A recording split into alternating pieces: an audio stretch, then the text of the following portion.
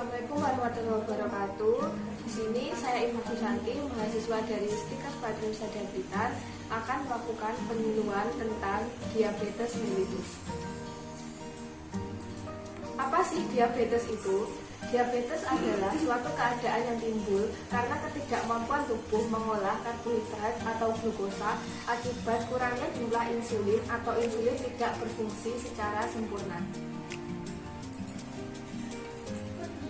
Tipe-tipe diabetes ada 4, yaitu diabetes tipe 1.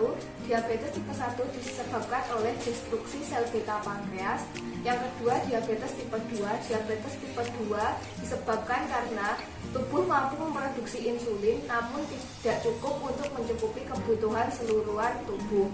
Yang ketiga, diabetes dalam keadaan hamil atau diabetes gestasional. Dan yang keempat, diabetes tipe lain yang disebabkan oleh penyakit autoimun atau penyakit lainnya.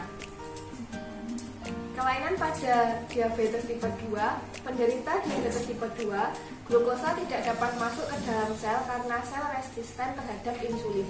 Sedangkan pada orang normal, glukosa dapat masuk ke dalam sel dengan mudah.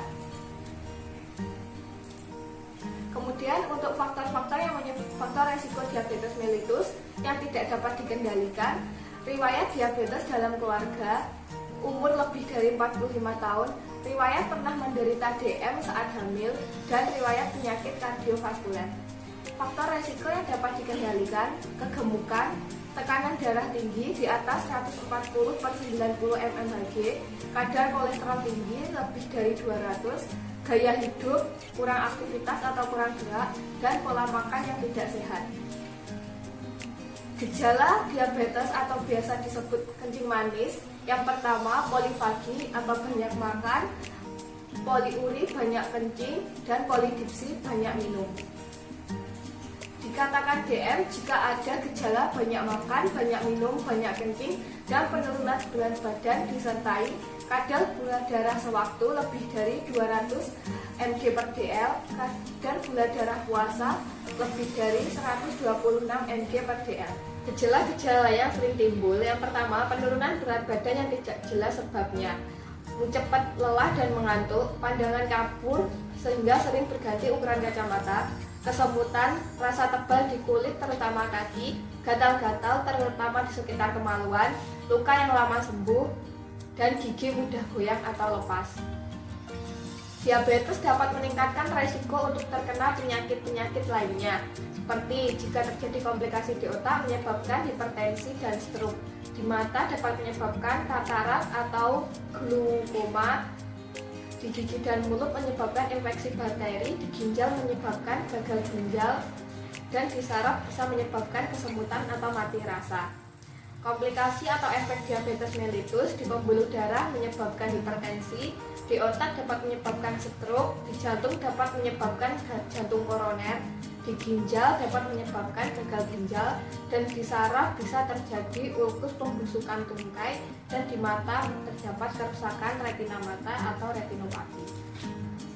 Pemicu kadar gula darah rendah atau hipoglikemi lebih dari 60 mmHg, tidak makan atau makan terlalu sedikit, aktivitas yang meningkat, olahraga berat, minum obat terlampaui banyak, suntikan insulin dosis tinggi, perubahan kebutuhan tubuh akan obat atau konsumsi alkohol. 7 langkah pengendalian diabetes. Yang pertama, dengan berperan aktif dalam proses pengobatan, membuatkan jadwal pemeriksaan rutin dan minta rujukan ke ahli gizi atau dokter spesialis. Yang kedua, pola makan yang baik. Makanan terdiri dari 3 makan utama dan 2-3 porsi makanan selingan. Batasi makanan lemak, terutama lemak hewani. Hindari makanan yang mengandung banyak gula, jangan minum alkohol, dan batasi konsumsi garam. Yang ketiga, hidup lebih aktif. Bergerak aktif 30 menit atau lebih setiap hari. Aktivitas dapat dibagi menjadi kegiatan kecil sehingga totalnya menjadi 30 menit. Pilih kegiatan yang diminati dan sesuai kemampuan.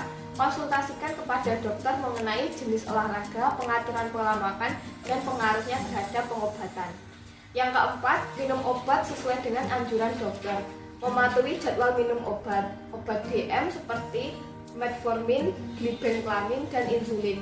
Jangan mengubah dosis tanpa pengetahuan dokter. Bagi yang menggunakan insulin, patuhi jadwal makan Anda demi keberhasilan terapi. Periksa kadar gula darah secara teratur. Catat nilai kadar gula darah dan kondisi tubuh saat pemeriksaan. Perhatikan kaki Anda, periksa kaki setiap hari. Jagalah kaki Anda agar selalu bersih, kering, dan lembut. Gunakan kaos kaki dan alas kaki yang nyaman.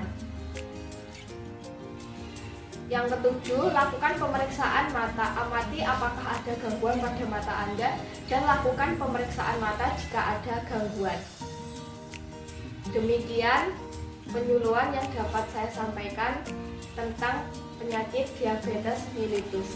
Dan kurang lebihnya saya mohon maaf, saya akhiri. Wassalamualaikum warahmatullahi wabarakatuh. Terima kasih.